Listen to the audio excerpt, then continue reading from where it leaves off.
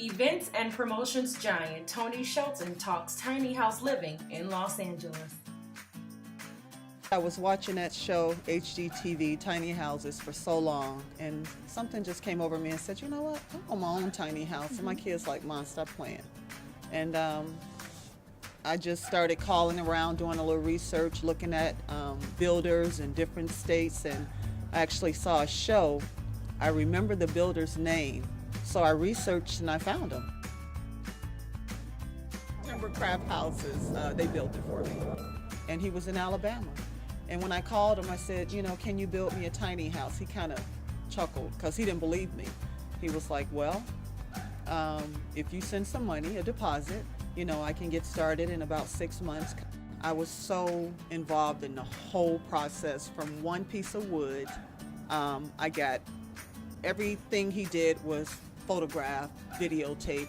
He didn't do anything without showing me first. And I'm not even in Alabama, I'm in Los Angeles. So before he did anything, he would send me the color choices. We put everything in there we needed. So that made it easier. Washer, dryer, stove, oven, fridge. You have all the things that you would have in a big house, except it's compact, it's tiny. So I love it. I love everything close to me. It's really a recreational vehicle. It has the same hookup as an RV, but it's just a tiny house. And people like, oh my God, you know, you can't park this here. And I'm thinking, it's just an RV, it's just built like a house. And what's Toni's favorite part of her tiny house? My tiny bedroom. This is my little bedroom right here with all my storage and pillows and a lot of storage space for books or whatever. Painting, that's Michael Cox right there of Chicago. He painted that for me. Born Vein Art. And I love dark wood. I love all the dark wood that's inside of it. And my barn door on the bathroom. That was something different. I guess that's kind of the tomboyish hippie in me. You know, I wanted a barn door. I don't know why, but I love my barn door. It's beautiful.